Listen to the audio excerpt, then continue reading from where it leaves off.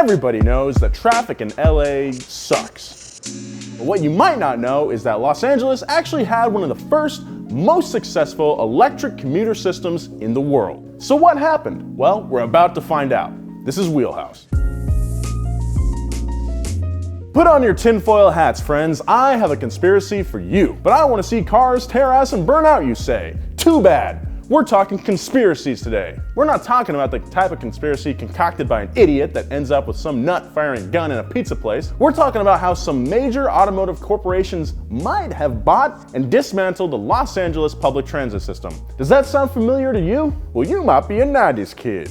The plot of Who Framed Roger Rabbit was loosely based on it. Aside from winning 4 Oscars that year, the film also helped me develop a lifelong obsession with cartoon ladies, which is a conspiracy in itself. So buckle in, Jeff. I'm talking to you, Jeff.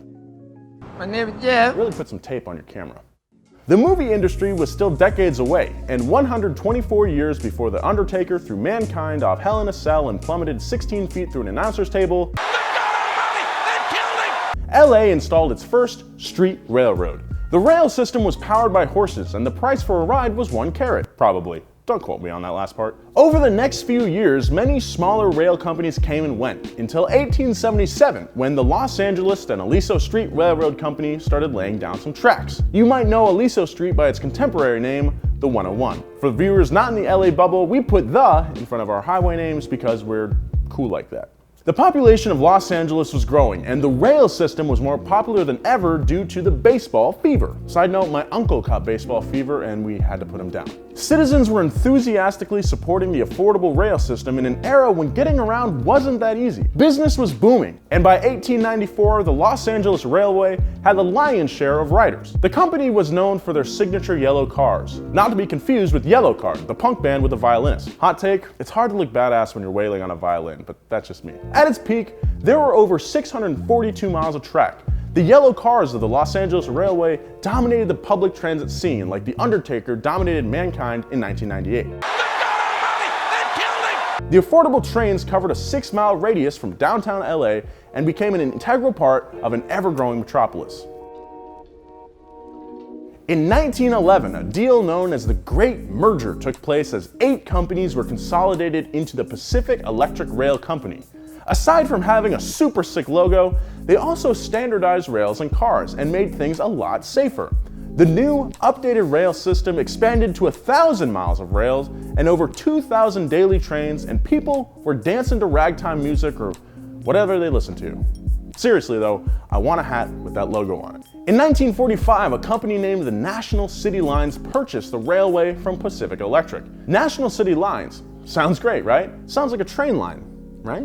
No, National City Lines was funded in part by Firestone Tires, General Motors, and Standard Oil, which is a small mom and pop company now known as Chevron. I know what you're thinking. You're thinking, hey Nolan, you're sexy and rugged and I want you to hook up with my sister. And I agree, but you're also thinking those companies don't sound like they have the best interest of public rail systems in mind.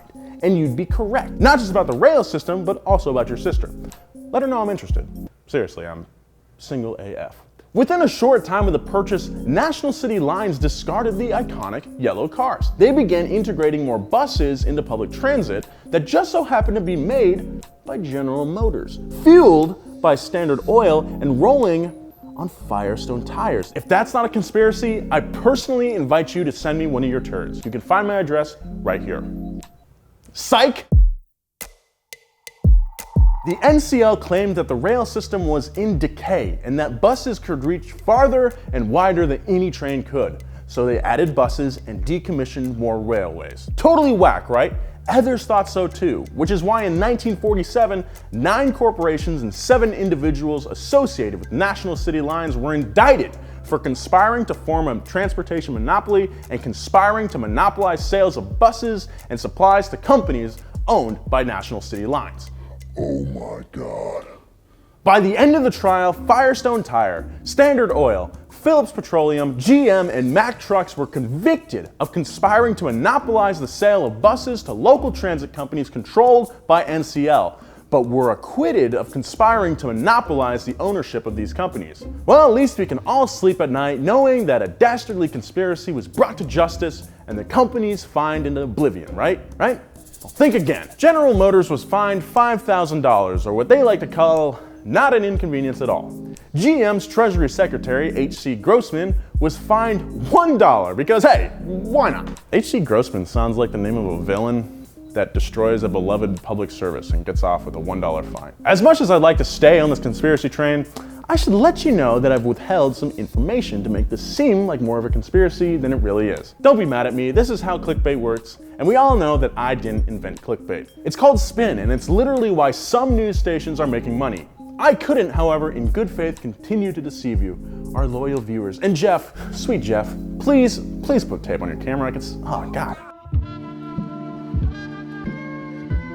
By every stretch of the imagination, it seemed that GM and National City Lines destroyed the public rail system in Los Angeles. But in reality, the number of daily commuters had been falling for decades. The rise of affordable cars, coupled with the expansive sprawl that the rails coincidentally helped create, aided in the train car's demise. It's like when my ex-wife convinced me to build her a house and then dumped me. I'll never forgive you, Emma. Freeways were being built all over the city, cutting driving time down significantly, and things were not looking good for the rails. Angelenos continued to pass on legislation that funded public transit and opted to fund roads and highways. Money dried up like gator jerky, and the rail system was officially taken out of service by the Metropolitan Transit Authority. People required a broader range of mobility when it came to public transit, and one could argue that GM and NCL saw transit trending a certain way and took advantage of it. The public's perception on the fiasco changed in 1974 after antitrust lawyer Bradford C. Snell testified before the US Senate during a period when LA was completely engulfed in smog. Snell quibbled that General Motors and allied highway interests acquired the local transit companies, scrapped the pollution-free electric trains, tore down the power transmission lines, ripped up the tracks, and placed GM motor buses on already congested LA streets. The testimony was convincing, and the public started to blame GM for the dire pollution levels in Los Angeles. But in reality, it was mostly their own cars that were to blame.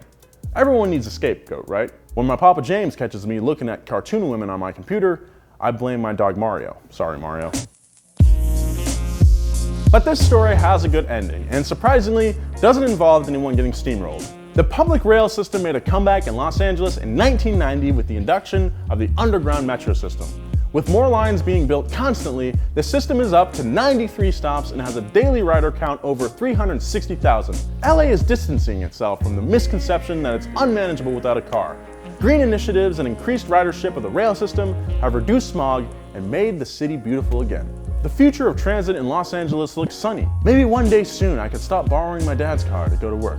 Eventually, as more and more stops are built, everyone else will be able to use the tunnel system. We might see the amount of personal cars drop faster than mankind falling through an announcer table at Hell in a Cell in 1998.